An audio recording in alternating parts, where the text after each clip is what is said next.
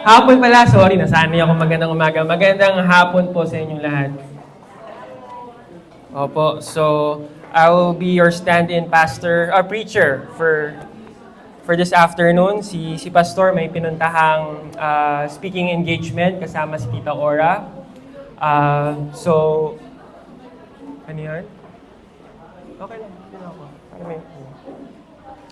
So yun po. So just to go back in the past couple of weeks, yung preaching ni Pastor, he has been preaching to us about true prosperity. The I am. So kung marirecall nyo yung I am na yon, the I is the impartation, the A. Everyone, pwede pong mag-pay attention muna po for our...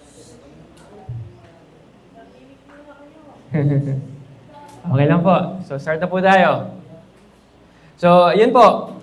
Sa True Prosperity na pinipreach ni Pastor, he was discussing to us about the I am. The I is the impartation, the A is the activation, and the M is the meditation. So, I'm just going through another side or another angle about this I am. At yung napili ko pong verse to discuss this afternoon is Philippians chapter 3, verse 8 to 10.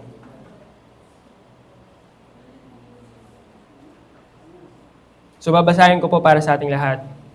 So indeed, I count everything as lost because of the surpassing worth of knowing Christ Jesus my Lord. For His sake, I have suffered the loss of all things and count them as rubbish in order that I may gain Christ and be found in Him, not having a righteousness of my own that comes from the law, but that which comes through faith in Christ. The righteousness from God that depends on faith, that I may know Him and the power of His resurrection and may share His sufferings, becoming like Him in His death. So the title of my preaching this afternoon, is The Process of True Prosperity. And that process is suffering for Christ. So I have 3 points na gusto kong i-share sa inyo. Number 1, the I, the inclination of the heart, suffering to know that great treasure. The A, the appearance of Christ, suffering to be like Christ. And then the M, the mind renewal, suffering to be with Christ. So let's open Philippians 3, verse 8. Sabi ni Paul dito, indeed, I count everything as lost because of the surpassing worth of knowing Christ Jesus my Lord. For His sake, I have suffered the loss of all things and count them as rubbish in order that I may gain Christ. Dito, may sinasabi si Paul, everything. He's counting everything as lost. Ano tong everything na to? So I have 2 subpoints na I want to share. Of course, number 1 is the earthly treasure. This is the everything na sinasabi ni Apostle Paul. And then the next one, the heavenly treasure. So ano tong everything na to? The earthly treasure, this is the pursuit of possessions, the accolades, the prizes, the popularity. These are the things that what's dear to us. These are the things that we value, what the world values. Ito yung mga bagay that competes with our affection, with our attention sa Panginoong Diyos. That us, the world, believe that if you have all of these things, that you will find peace, that you will find pleasure if you have all of these things. And tayo, we were programmed by our society, by our family, na mag-aral ka na mabuti para makahanap ka ng magandang trabaho. Pag may maganda kang trabaho, magkakapera ka, magkakakotse ka, magkakabahay ka, magkakaroon ka ng magandang buhay. That is the idea of true prosperity ng mundo. Ang tanong, if you have all of these things, will you truly find peace? Will you truly find pleasure? Pumunta ka lang sa mga casinos ngayon, you've got a bunch of millionaires, billionaires, nagtatapon ng pera, walang ka-meaning ang buhay nila. Kung titingnan mo online, mga celebrities, Michael Jackson, Whitney Houston, the Prince, they had everything. They had all the possessions in the world, all the cars, all the mansions. They were very popular. All the accolades, all the prizes, they have it. And what happened? They died because of drug overdose. Because after getting all of those things, they found out that it was nothing. Wala palang kwenta yung pinapursu ko. Nakuha ko na lahat at hindi pa rin ako masaya. So they took the drugs, na-overdose sila, namatay sila. I want us to open Ecclesiastes chapter 5, verse 10. He who loves money will not be satisfied with money, nor he who loves wealth with his income. This is also vanity. Money, the love of money, walang kabuluhan. So dito sa atin sa Pilipinas, marami mga OFW, nagsasakripisyo, mga kamag-anak natin, going overseas, para sa pursuit na yon. Magsasakripisyo ko, palayo sa pamilya ko para mapaaral ko ang anak ko, para makabili ako ng sasakyan, makabili ako ng bahay, para maging masaya kami. So noon, mahilig ako manood ng Tulfo. Pag sasakyan ako, piniplay ko yung Tulfo. Hindi pa masyado uso yung online noon. Kaya lagi pinakikinggan ko para pampa-entertain sa akin. Tapos madalas may makikita ka doon, OFW, nakikipagkasuhan siya sa mga anak niya. Kasi pagbalik niya, parang hindi niya nabahay.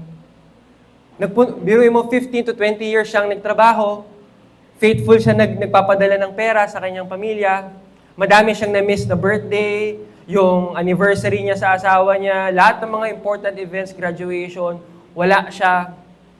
Nagsakripisyo siya, yung kalungkutan ng pagtatrabaho sa labas, ginawa niya yon. And yet, when he came back, after nung 15, 20 years na yon, walang respeto sa kanya yung mga kamag-anak niya. Yung asawa niya, hindi na siya mahal, naghanap na ng iba. Tapos, yung pera niya, winaldas na ng pamilya niya. So, kung makikita mo, yung pursuit ng mundo, there's a perversion, di ba? A lot of people are deceived na if you have all of these, you will find true prosperity. Pero alam natin that there are a lot of people who are broken because of this very pursuit. They think if they have this, they will find the joy that they are looking for in their lives. So ang ending, naghirap, he strived, he sacrificed for nothing. Let's open Ecclesiastes chapter 2, verse 11. Then I considered all that my hands had done, and the toil that I had expended in doing it. And behold, all was vanity and a striving after wind, and there was nothing to be gained under the sun. King Solomon was the one who created this very passage. And during at that time, Solomon was the richest person in the world. Kung ngayon, ang number one richest sa Forbes, si Elon Musk, combine mo yung top 10, mas mayaman pa si Solomon. He had everything. But after getting it all, sabi niya, all is vanity. Everything is striving after the wind. Wala pala talagang kabuluhan to. Nakuha ko na lahat ng gugustuhin ng tao. Pero wala palang kabuluhan to. Unfortunately, for us believers, ito pa rin yung pursuit natin. Hinahabol pa rin natin yung riches ng mundong ito. Yun pa rin ang pinaprioritize natin. Thank God, hindi niya sinasagot lahat ng mga prayers natin. Thank God, yung mga dinadasal mo, hindi niya binibigay. Because He knows that it's not good for you. Let's open James 4:1-3. Sabi dito, what causes quarrels and what causes fight among you? Is it not this, that your passions are at war within you? You desire and do not have, so you murder. You covet and cannot obtain, so you fight and quarrel. You do not have because you do not ask. You ask and do not receive because you ask wrongly. Kaya hindi sinasagot yung mga prayers natin because your motives are wrong. Gusto mo habulin yon, ang gusto ng Panginoon, that you would be dependent on Him. Kung binigay sa iyo yung hinihiling mo, would you still seek God? Hahanapin mo pa ba siya? Kung binigay na sa iyo yung pera, binigay na sa iyo yung bahay, kung wala ka ng kailangan, bakit mo pa tatawagin ng Diyos? And that's why He's not answering all of them. Because He wants you. You do not have because you ask with wrong motives. At dito sa Philippians 3:8, sinasabi ni Paul, he's counting everything as lost because he found something greater. Sabi niya dito, the surpassing worth. What was that? This is the heavenly treasure. This treasure is knowing Christ Jesus. Sabi niya, surpassing worth. He means this value is much more superior, much more greater than all of the possessions that's available in the world, than all of the prizes, than all of the popularity that you can get. At sinasabi niya to because he felt the impact. He identified the true treasure and he felt the impact. Because when he found Jesus Christ, nung nakilala niya ang Panginoon, doon niya naranasan yung totoong pleasure. Doon niya naranasan ang totoong joy. Kaya yung mga apostles, ito yung sinabi sa 2 Peter 1:2. Si Peter, ito rin ang sinabi niya, may grace and peace be multiplied to you in the knowledge of God. Na kung lumalago ang ating kaalaman sa Panginoon, lalago din ang kapayapaan, lalago din ang biyaya sa iyo. Kaya niya sinasabi to dahil naranasan niya na to. Kaya ito yung dinadasal niya sa church. May grace and peace be multiplied with the full knowledge. And this full knowledge is the intimate knowledge of God. At ganoon din ang sinabi ni Apostle Paul in Ephesians. Ephesians chapter 1, verse 16 to 18.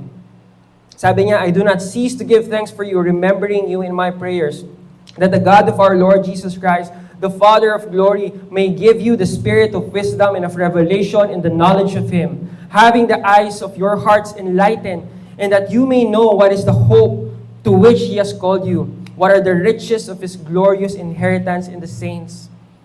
So siya, naranasan niya na ang totoong pleasure at totoong kapayapaan. Despite all of the challenges na pinagdaanan niya, he experienced yung kasiyahan na nakilala niya ang Panginoon. At dahil nakita niya kung ano yung nabago sa kanya, na kahit nahirapan na siya, he was stoned, he was persecuted, nakulong siya, madami na siyang ginawang sakripisyo, something changed in him. And that change is what gave him hope. Hope to pursue God even further.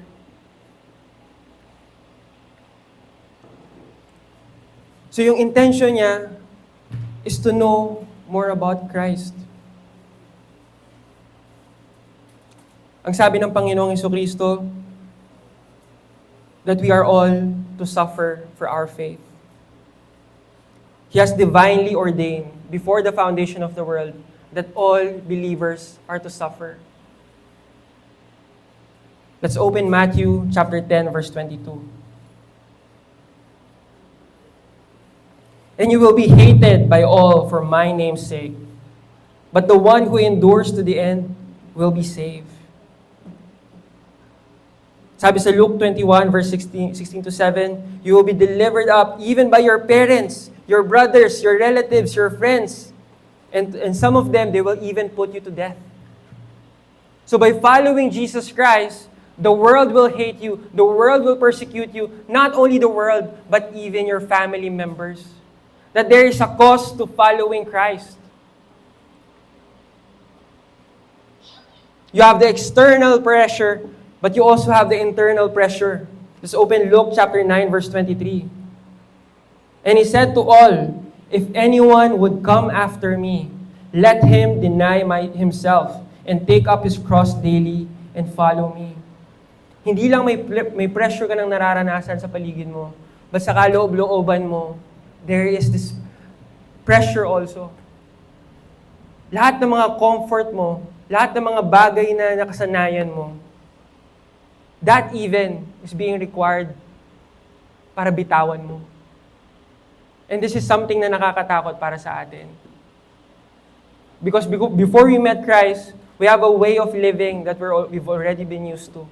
At hindi basta-bastang kaya mong bitawan na lang yun. Kaya nga sabi ng mga apostles, nireiterate nila yung sinabi ni Jesus Christ in Philippians chapter 1, verse 29 to 30. Sabi dito, for it has been granted to you that for the sake of Christ, you should not only believe in Him, but also to suffer for His sake. It has been granted. Binigay sa atin ng Panginoon yung suffering. Sa 1 Thessalonians chapter 3, verse 3 to 4, that no one be moved by this affliction, for you yourselves know that we are destined for affliction. In 2 Timothy chapter 3, verse 12, indeed, all who desire to live a godly life in Christ Jesus will be persecuted. Suffering for every believer is inevitable.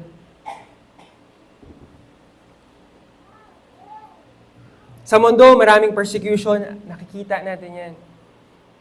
Sa North Korea, if you own a Bible, makukulong ka. Lifetime imprisonment. Magiging slave ka doon and you will do manual labor. Hindi lang ikaw, pati mga anak mo, pati mga apo mo, they will also be sentenced for you owning a Bible. Ayan ang parusa sa North Korea. Sa Nigeria, in 2025, every month, almost 1,000 Christians are being killed. Kung hindi nila i-deny si Jesus Christ, they will be executed by the Muslims in Nigeria. In China right now, merong underground church, ang pangalan Zion Church. They have been doing online Bible study. They have been doing online preaching sa Zoom. At ngayon, yung head pastor at saka 15 to 30 pastor nakadetain ngayon sa Chinese government because they were doing Bible studies online. Napakaswerte natin that we live in a Christian nation. But even us, we also, as true believers, we are also experiencing persecution. To some of us, nung nakilala natin ang Panginoon, we lost some relationships. Dahil kilala na natin ang Panginoon, gusto nating i-share ang Panginoon sa kanila, naiinis sila sa sinasabi natin. Yung mga dating kabady-bady mo, hindi mo na makasama kasi hindi ka na nag-i-enjoy sa ginagawa nila. At di na rin sila nag-i-enjoy sa'yo. At pag sinishare mo ang Panginoon, you're being mocked. Lalo na sa generation ngayon. Sa kapatid ko, sa youth, lagi lang sinasabi yung mga bata ngayon, maraming mga agnostic. At binibilitin nila yung mga Kristiyano kasi mga bobo daw ang Kristiyano for believing that there is a God. Mga bobo daw ang Kristiyano kasi dito yung mga pinaniniwalaan nila. Believers are being mocked for what they believe. We are being pressured to compromise sa trabaho natin. Kung whether sa pag-inom yan, kung anumang bisyo yan, kung anumang kabastusan yan, we are pressured. And to some, we are labeled as a Pharisee. Apaka-religyoso mo naman. Grabe ka naman mag-judge sa ibang tao. But to those who have identified the true treasure, because of that great treasure na nakita nila.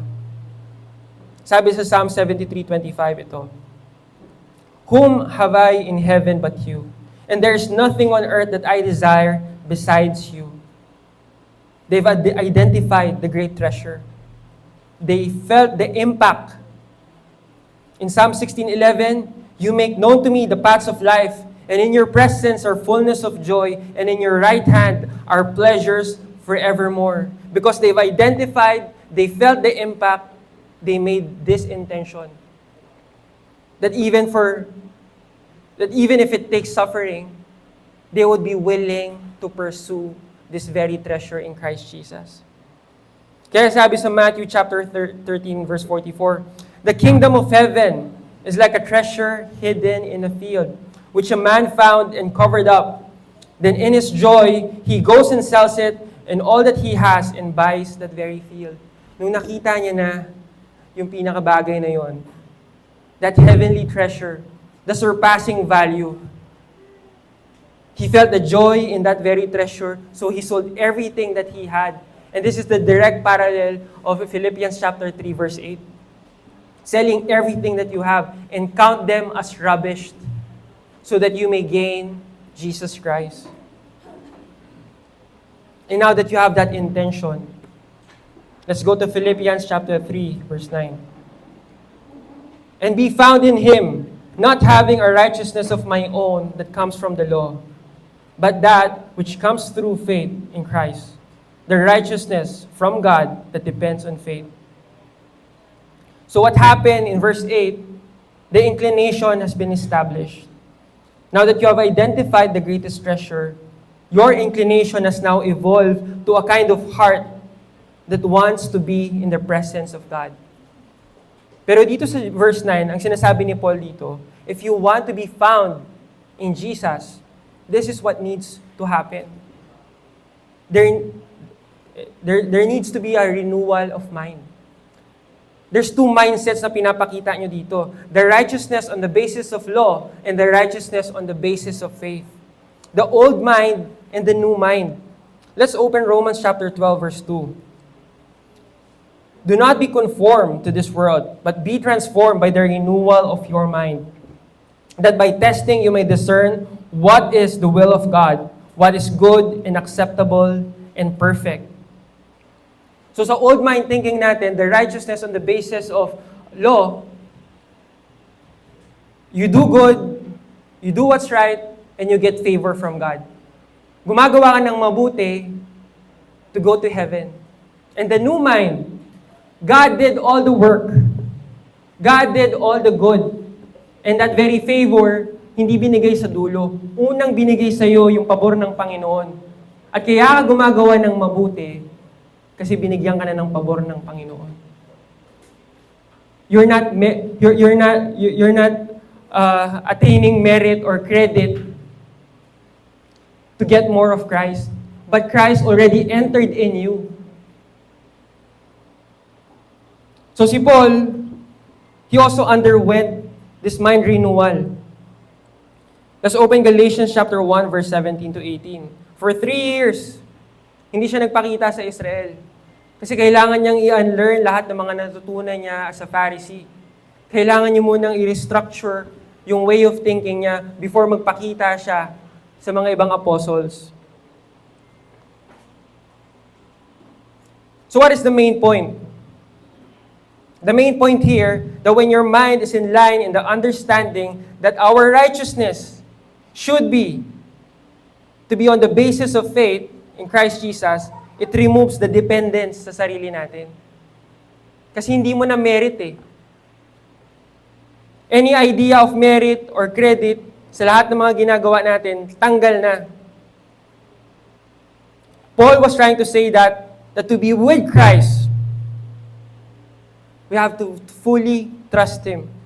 To be with Him, we have to be fully dependent in Christ.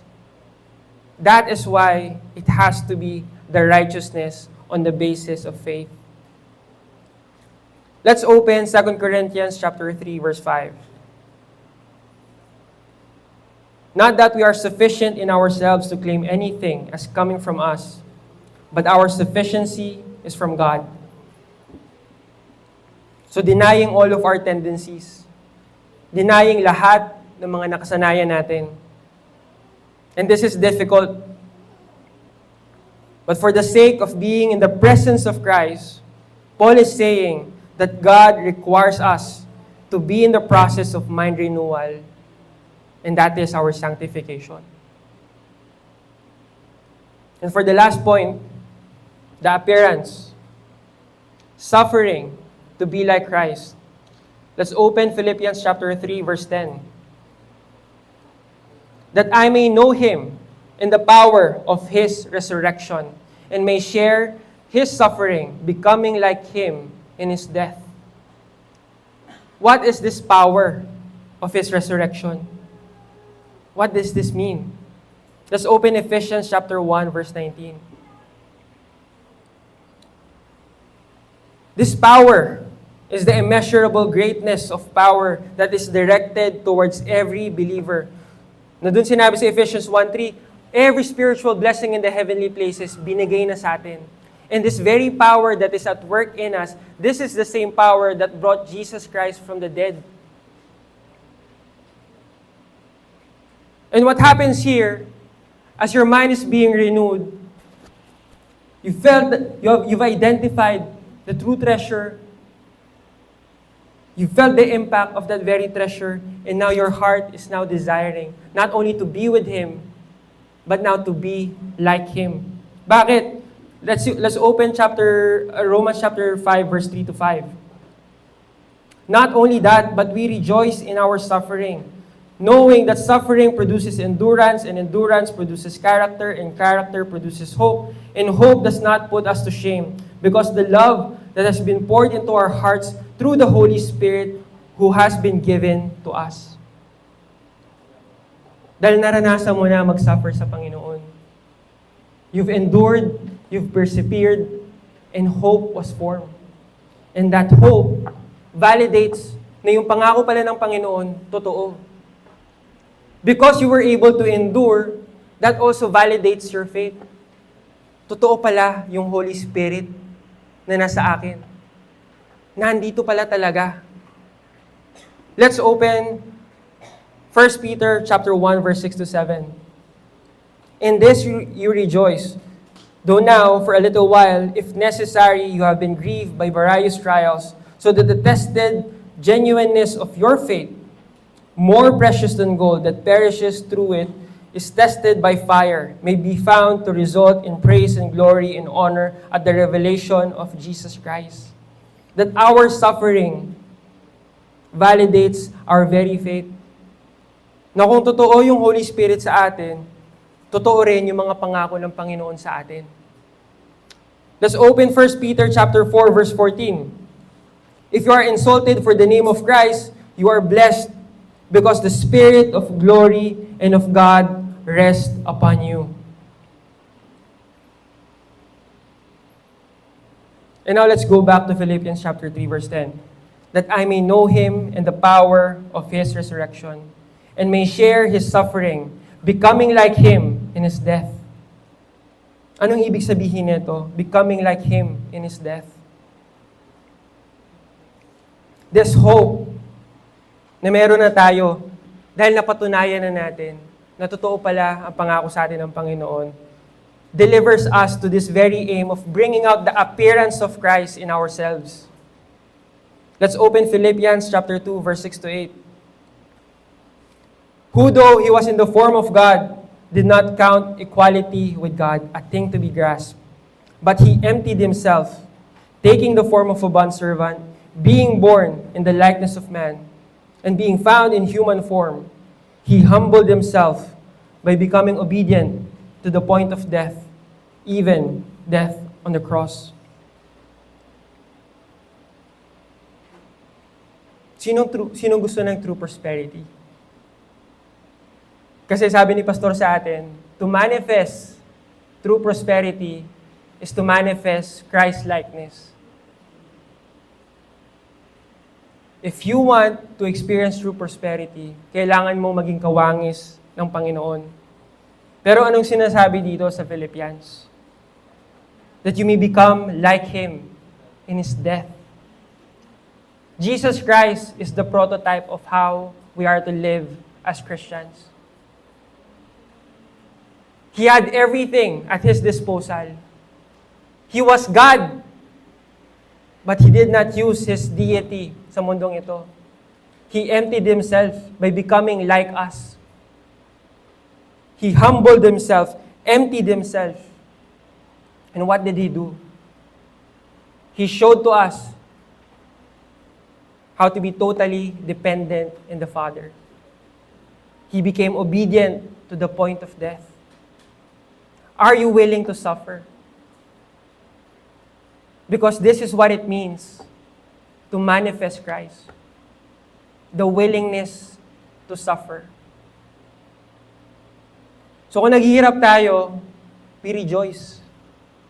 Hindi dapat tayo nalulungkot.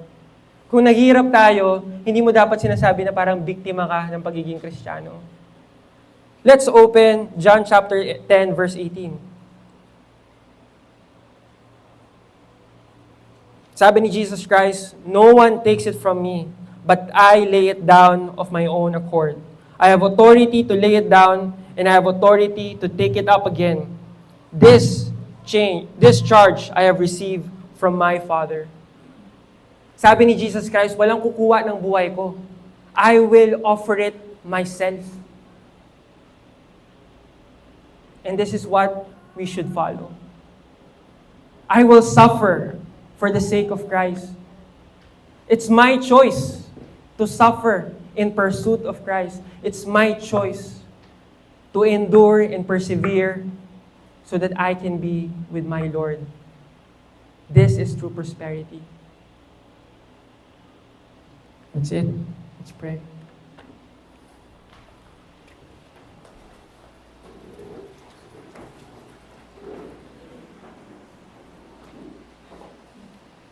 Panginoong Diyos, maraming salamat sa hapong ito, Panginoon. For your word, O Lord, that it may open, O Lord, our hearts to this great understanding. That your will is that we may become like your Son, Jesus Christ.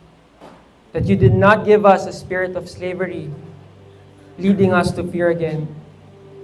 But you have given us the spirit of your Son, crying out, "Abba, Father."